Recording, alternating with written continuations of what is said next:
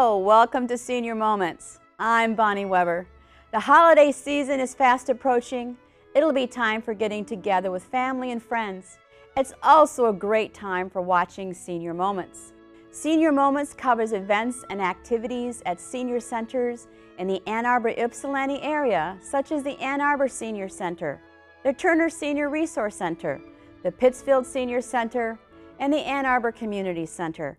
Also, the show provides valuable information for senior citizens on such issues as health, wealth, finance, and entertainment.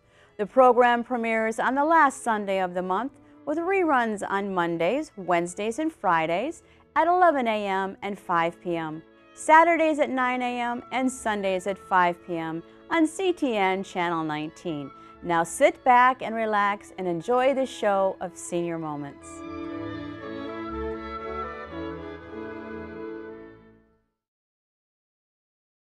Hello, I'm Bonnie Weber. Our guest today is Officer Doug Martelle. Officer Martelle is with the Ann Arbor Police Department, and he works out of the Community Engagement Office.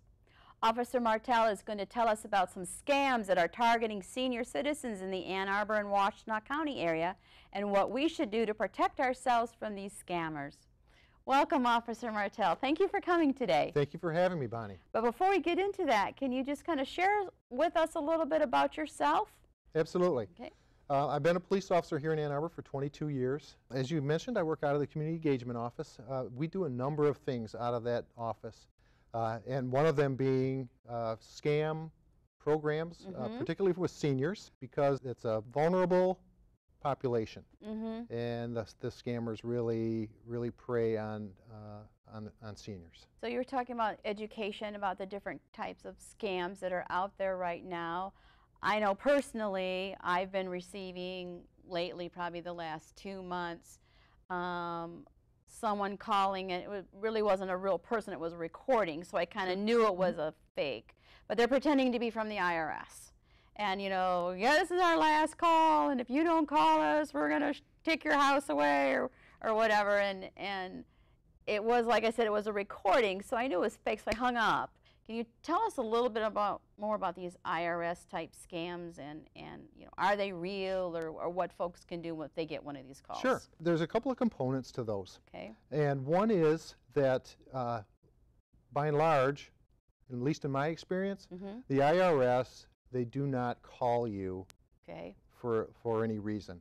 Any correspondence you're going to have with the Internal Revenue Service is going to be via mail. You're not going to get emails or phone calls from them. Okay, so they're not going to call you personally and ask for things. And it's usually seasonal. It's right around tax time. So right after the first of the year, when people are getting their tax forms and preparing to do their taxes, is when these usually crop up. So sometime in January and through April. Okay. And they can be very persuasive. As a matter of fact, my mother-in-law a couple of years ago, she's in her 70s, she got a call from a person claiming to be an IRS agent. Very broken English, didn't was kind of sticking to a script. You could tell he was kind of sticking to a script. It was actually on her voicemail. She didn't actually answer the phone. She wasn't home at the time, but she was pretty alarmed about it. So she called me, the son-in-law police officer. Hey, will you have to listen to this for me? What do you think of this? I said, oh, that's a scam through and through. So that's one of the things. Another component of the IRS scams, and it's not so much a scam as it's something you can do to protect yourself from them, is file your taxes early. So as soon as you're able to file your taxes, especially obviously if you're going to get a return.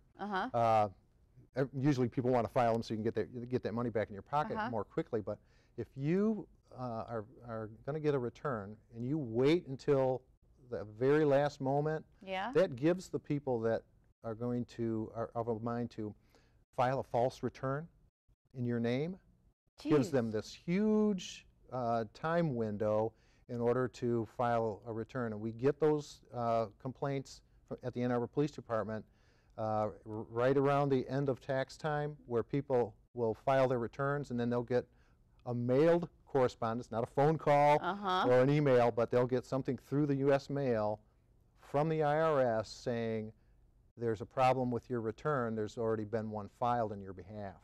Oh so my gosh. There's another component. So there's the phone component of it, and then there's the filing component of it. So this is scamming the IRS to get your money. Correct. Oh correct. my so gosh. those are the two components. So how do you protect yourself from them? Yeah. One is my general rule is if I don't recognize the number, and we talked about this earlier, if I don't recognize the number when it comes on my telephone, I don't answer the phone. Okay. Period. And if I do happen to answer the phone, or one of my kids answers the phone, you don't give any information to the people. If I don't answer the phone and it goes to voicemail and it's somebody that I need to talk to, I just simply call them back. But the general rule is, when the caller ID comes up, I don't answer, and I don't recognize it, I don't answer. Like if you get people calling you and saying, we want to confirm your social security number, or we want to confirm your address, because I'm thinking to filing an IRS return, they got to have your name, your social security number, they got to have your address, or they'll probably put their address on it because they're stealing your money. And they're trying to get you to confirm that or to give that information to them. And if somebody that you don't know is calling you on the phone and asking you for any personal information, red flags should go up. Lots of red flags. It's a scammer. Correct. And what do you do when you've got a live scammer on the phone asking you these questions? You hang up. You just hang up the phone. You are not compelled to talk to this person or try to solicit any information. Who are you? Where are you calling from? Yeah, don't do anything. The longer you stay on the phone with them, the more vulnerable you'll become, because they can get information from you. There's certain software that they have. They can record your voice, and there's ways that they can actually apply for credit in your name using your voice if they have enough information to go on. So there's a lot of sophistication that goes into these things. Many of them are not that sophisticated. They're just looking. They call it phishing with a PH, not an F. All right. So they're phishing for information. And your first line of defense is not to answer the phone. If you end up on the phone with them, don't offer up any type of information whatsoever, no matter how persuasive or savvy they sound, or sometimes threatening. Yeah. Don't feel compelled. You have to be polite, or you have to talk to them. No. You just hang up the phones. That's really scary. I mean, it really is. The technology is getting so advanced. Correct. And they're using it in such, devious ways that I don't think the seniors keep up with that. Seniors are a very trusting population, and they don't want, they've worked very hard through their lives, and they don't want anything to tarnish their reputation. They don't want to offend anybody. They don't want to break the law. They don't want to break the law. And when threatened, faced with some sort of threat by someone on the other end of a telephone line, it can be very compelling for them to do what that person wants them to do. Yeah, and now that your telephone a lot of times will tell you where the phone call is coming from. If you see like Washington, D.C. or Lansing, Michigan on there, they don't realize now that they can make that fake. That they're not even calling from Washington, or they're not even calling from Lansing. Right. Absolutely. It's just coming through on the ID because they have the technology to be able to do that. Correct. A few years ago there was a jury duty scam going around, and the people that were doing the scam had figured out a way so that when your caller ID came up on your phone, it said something along the lines of Washtenaw County. Okay. So that lent some legitimacy to the call. So people were answering the phone, and the person on the other line was very savvy. They would say, "I'm so and so from the 22nd Circuit Court.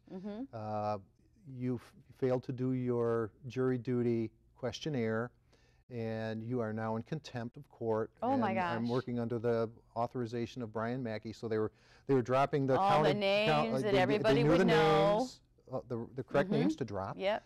And if you don't go to if you don't give us the number off a prepaid Visa card in the amount of $1,000 or $500, whatever amount they chose to try to solicit out of the person, we're going to issue a warrant for your arrest for contempt of court. Oh my gosh! So there were people going to CVS or Walgreens and getting these prepaid debit cards and giving this person the number over the phone. Yeah, and that's how convincing they were. And I caution folks, you know, if you get anything, if you don't, say you didn't do your jury duty questionnaire, they're going to send you another letter. Yes. They are not going to cold call you and try to solicit money from you. Yeah, you know. that's worst case scenario. You may have a police officer on your doorstep. They're knocking on the door. A real one. We need to talk. Yeah. But it's gonna be a mail correspondence. You know, it's gonna be something through the United States Postal Service that says you missed your questionnaire. You know, please answer this one. Whatever the case may be. Yeah. You're not going to get calls from people asking you for money. Yeah, that's like we said. That's the red flag. If anybody calls you and wants you to send them money or give a, I didn't even know about prepaid debit cards until very recently. I didn't realize what those even were, you know, and because I don't even use a debit card, so I didn't even know what prepaid debit card was. But that kind of reminds me of my husband and I we were looking for a motorhome. All right, we're retired, we're thinking about doing a motorhome, and we're looking on Craigslist, and we're looking on Facebook Marketplace, you know, and we found this perfect one. It was just gorgeous, and it was the right size, and it was the right price, and you message them, you know, you don't give them your phone number, you know, you message them, and I get this back, yeah, I'm in the military, I'm getting ready to deploy, so I'm selling my motorhome. And I'm going, great, you know, wonderful. Where are you? We'll come look at it. You know, we'll come test drive it. Oh no, I'm getting ready to deploy right now. It's all crated up. It's all ready to ship. It'll be delivered to your house. Just send money to PayPal. They'll hold it for me. They won't even give it to me. The RV will be delivered. You look at it. If you don't like it, PayPal will give you back your money.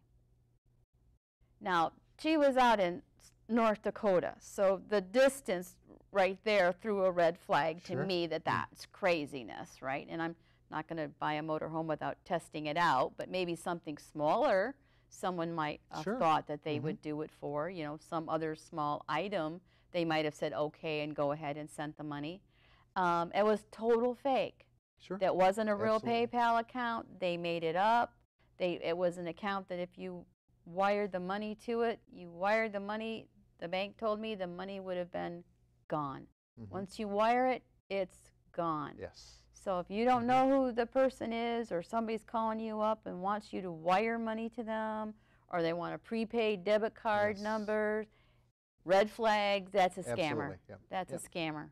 I looked at that invoice on that screen. It looked so real. You know, you never would have thought that it was fake.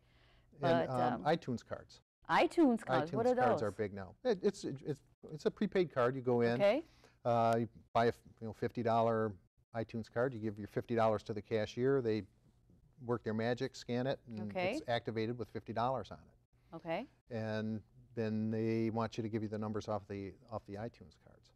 So they want an iTunes card. Once the money once the money's transferred to them via the account number on the card, it's gone. And there's nothing you can do about it. You can't trace it back. You can't. And there's no face to it. No. To it for any investigative purposes. It's just it's just a cyber. And you don't even know where it's going. It could be in Nigeria for all you know. Yeah, it could be overseas. It could be anywhere that it would go on there. Yeah, my husband got so upset over the motorhome. He went out on Craigslist, and he went out on Marketplace, and he went to different cities, and he found that exact same one posted in city after city after city after city, and so then we just reported, you know, to the market site and to Craigslist that it was a scam, and to take the site down because they were just trying to get seniors from all over the United States just to send them money. See how many people they can get to buy the same motorhome. That's right. That doesn't probably even exist. They probably just took a picture. It's a photograph from somewhere. Somebody else's postings. So those are kind of, the technology is just kind of overwhelming. You know, I think maybe that's what happens, you know, with, you know, seniors in our age. It's like I don't use iTunes cards, and so I'm not up to, you know, speed on a lot of that. But just the new scams that keep coming up, I'm almost afraid to ask you, is there any other ones that are targeting seniors in our area? One of their tactics is they try to tug at your heartstrings too. Okay. There's the one where it's the grandchild calling, so they may call and say, "Grandma, guess who this is? Is this David? Yeah, it's David. Oh. I'm down in Houston, Texas, and I got in a little trouble and I need some money to get out of jail." Or whatever the case. Or I got caught in the hurricane. Yeah. Or the big things that are going on right now. I've got a huge car repair. So, whatever their story is, can you send me some money? I need it right away. And so people are falling for that $1,500, $2,000. Gosh, I mean, how can and that's how they word it. Is they'll say, "Guess who this is?" Oh, I see. And then they say, how "Is this David or is this?" Well, and I worry too. They got you hooked. Yeah, and I worry too about social media. I mean, my grandkids put everything out there, the pictures of where they are and what they're doing, and so there's a lot of information floating around out there, that people can pull down and be able to use it too. There's some cautions that go with that. Don't post when you go out of town. Hey, I'm going. Hey, guess what? I'm going to Hawaii for 2 weeks, and I'm like my house is ready to be robbed. I'm flying out on December 3rd. So guess what? The people that are of mind to do breaking and enterings are looking for those, and they can figure out where you live. They'll find out where you live and break into your house while you're gone. The one is very deplorable is the obituaries. Is people will look in obituaries and see when there's funeral services. Okay. And then they will see who's associated with that. They may be in the area. And then they'll figure that you're not home. They'll check out the home during the time of the funeral services and target that home during the funeral service. So you just got to be aware. I mean, I know that there's if you have somebody that, sorry to interrupt, but if you have somebody that's going, that you're going to a funeral service, you have a trusted neighbor, say, "We're going to be gone. Are you going to be home during this time? We're going to be gone at the funeral service. Can you keep an eye on our house?" Keep an eye on the house because nobody should be here. Because nobody should be there. If there's a car in the driveway, if you see somebody going up to the house, other than the brown truck UPS person or somebody that looks legitimate. That they shouldn't be on the property. I know there's been a lot of tragedies lately in the news, and I didn't realize that there was software that searches social media everywhere. You plug a person's name in there, you can go out there and you can search on the internet, you put their name in there, and it pulls back everything that it can find about you off the internet. I mean, everything out there, and pictures, and where you are, and so you just really have to be very careful about what you put up. You have to be very vigilant. And once you put it out there, it doesn't really go away. It just kind of floats around out there. Forever. Floats out there forever. So it's not like you can just take it down and be safe. It's still out there. Yeah, once you hit send, it's kind of like it's kind of like when you wire money. When it's gone, it's gone. You don't got any chance of getting it back. I'm not a social media person. My wife does a little bit of Facebook. I wouldn't know the first thing about tweeting or any of those things. Yeah, I don't doesn't really interest me. I don't really have time for it. She does it to keep in touch with some few relatives and some high school friends. But other than that, it's but you have to be very careful. But she's got some very strict privacy settings on it, so and I'm not even sure how all that works. Actually, we counted on our 18-year-old to help us set it up because he knew way more. I know it's like that's like I've got my 7th grader. Anytime I need any help, Jordan, can you come help me, sweetie? Because I don't know what I'm doing. He's our tech guy. So. Yeah, that's our tech guys. So there's just a lot going on out there. There's a lot to be aware of. I mean, you don't want to. We don't want to strike the fear into people, but you just have to be aware of what's going on and some of the kind of the fundamental things you can do to protect yourself. And the way that they can keep aware of what's going on is like coming to these classes. Correct. Like the classes that you put on. Yep. And the AARP. Okay. Is very active in setting up and through their website. What tends to be going around, what ways to protect yourself from. So they can do some scams. research on AARP. They can keep an eye out on Turner when you guys are offering classes up there. Correct. You said in Glacier Hills.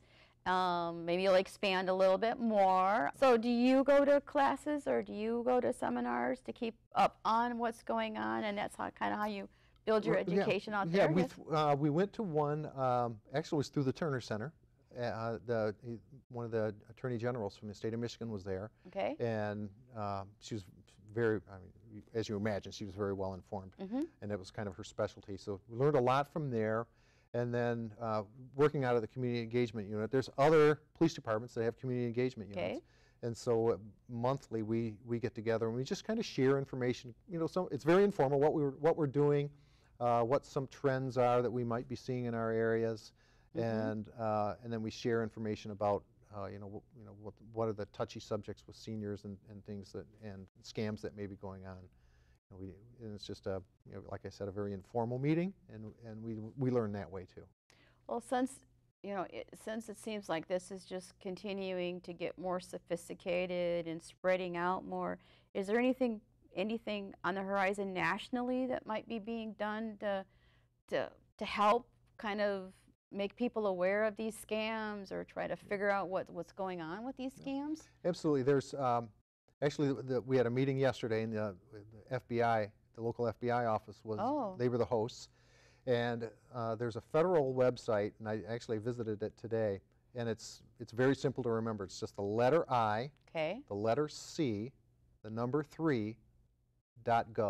So IC3.gov. IC3.gov. And from what they described to me, it's a website that you can report scams. Oh, that's very good.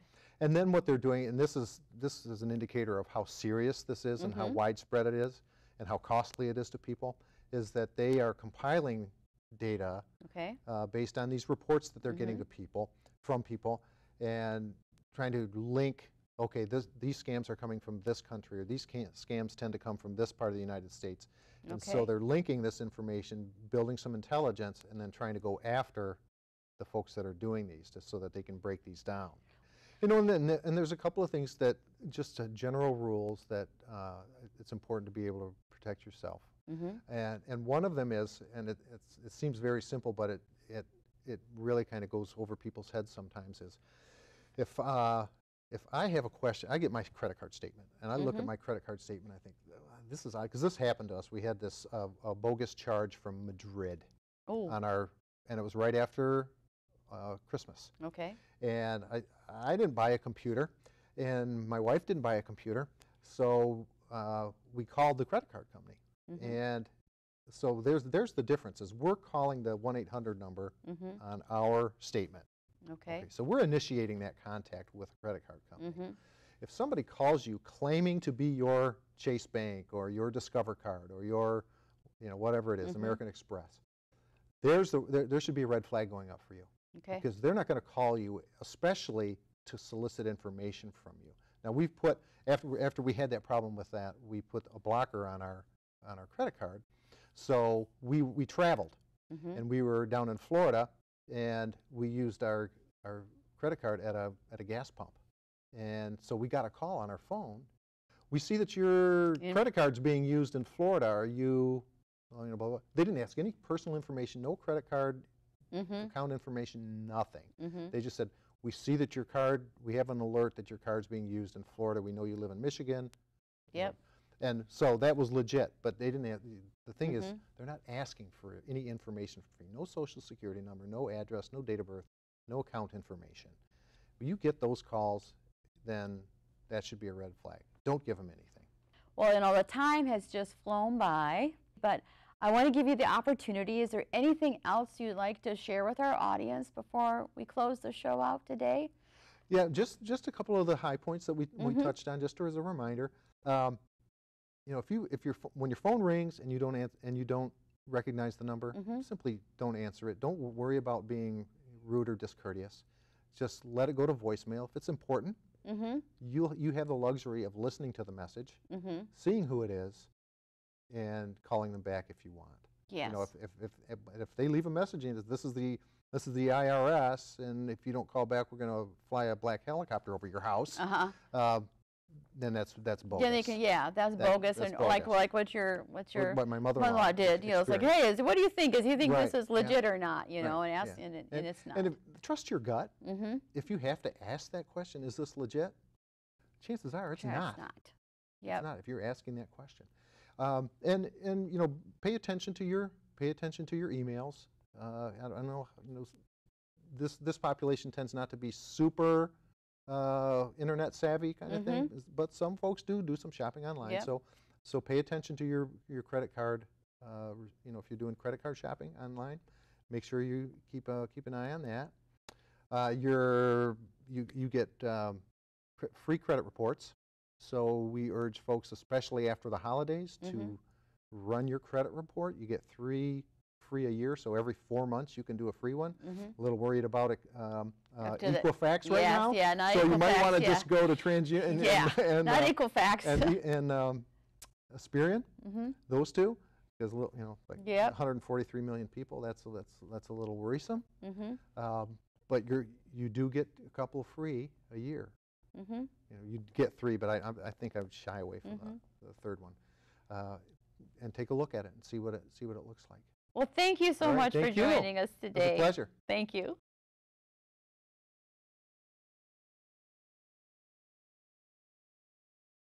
That's our show for today. I hope you found it informative and helpful. Thank you for joining us on Senior Moments. I'm Bonnie Weber.